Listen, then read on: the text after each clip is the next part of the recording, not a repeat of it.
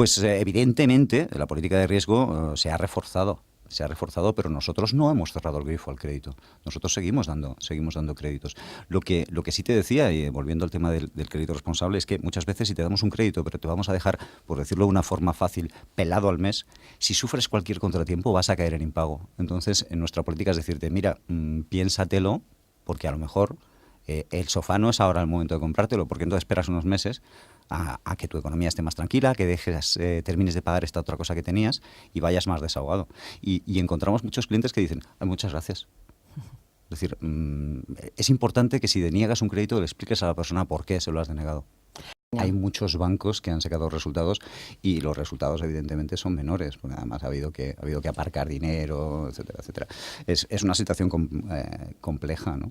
Nosotros en CTLM no tenemos este problema, porque ya te digo, somos crédito al consumo, ¿no? Entonces nosotros no tenemos casas aparcadas por ninguna parte, ¿no? No nos dedicamos a eso, afortunadamente vivimos en una parte. Como dice nuestro director general, nosotros somos una parte pequeñita de la banca, pero que tenemos una ventaja, estamos mucho más cerca del ciudadano de pie de calle, porque a nosotros no nos vienen a contar grandes proyectos, es decir, es una reforma de una casa o alguien que se casa y pide un crédito para una boda, ¿no?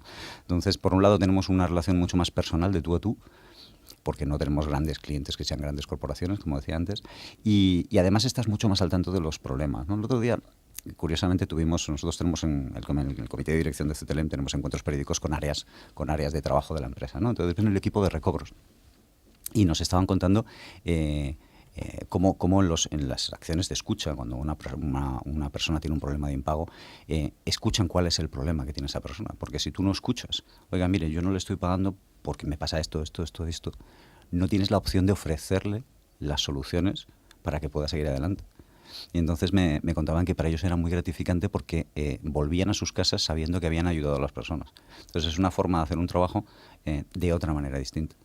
Aquí te tendría que contestar de dos formas distintas. Nosotros en CTLM las cifras de peticiones no han variado extremadamente, ¿vale? Pero evidentemente se ha notado. Otra cosa es cuando tú hablas con la gente.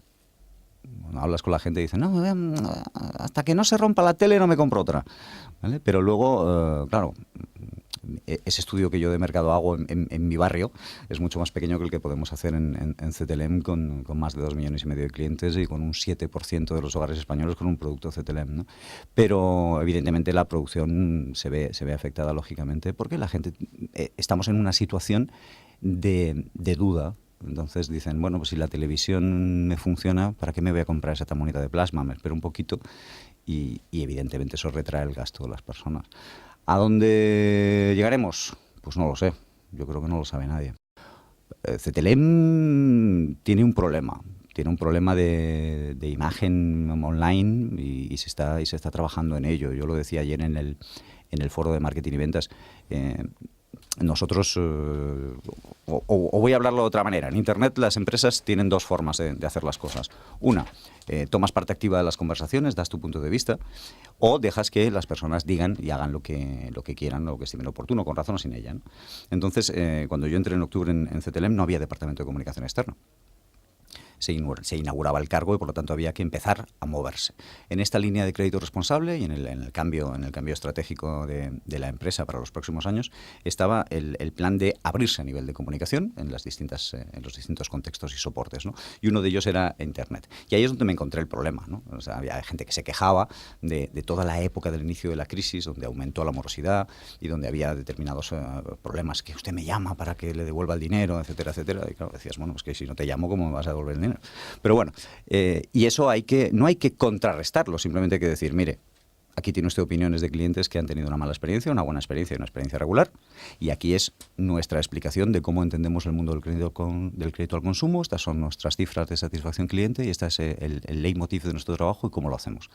Y a partir de este momento, cualquier persona que entre en Internet lo que tiene es una balanza en la que tiene la opinión de unos y la opinión de otros, y libremente puede elegir cuál es la opinión personal que él quiere tener, ya sea esa opinión directa porque ha sido cliente o indirecta porque hay un prescriptor, en este caso pues tú, que has tenido una mala experiencia, por ejemplo, y tú le dices, no pides un crédito nunca en CTLM porque son muy malos, y yo te creo bien juntillas y no lo hago. Bueno, pero por lo menos que en Internet existan ambas opiniones y se cree una conversación. Es decir, cuando nosotros diseñamos el plan de comunicación estratégica de la compañía, lo que quedaban claro eran 3 pilares. Es decir, Cetelem, como experto de crédito al consumo, como líder europeo desde el año 53, lo que tenía que hacer era marcarse 3 pilares. Uno, ser una empresa cercana y humana, ya que trabajamos con personas directamente y estamos cerca de las preocupaciones y de los problemas de las personas, vamos a demostrarlo en nuestra comunicación.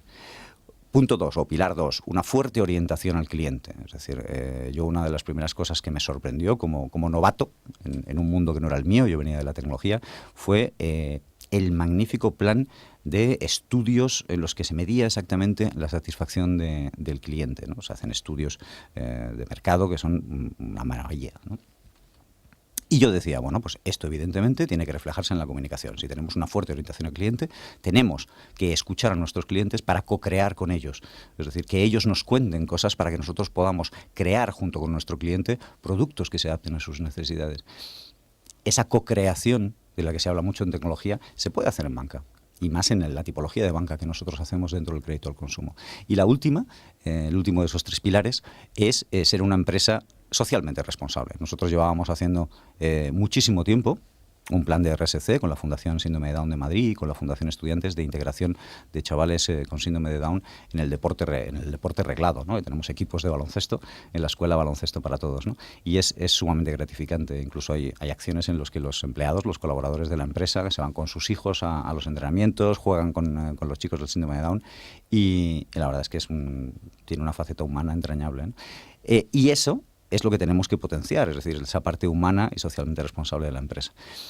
Y contar lo que hacemos. Lo decía ayer en el seminario, es decir, ¿por qué todo el mundo tiene la extraña sensación de que la banca es un sector raro, Hombre, que mueve dinero y...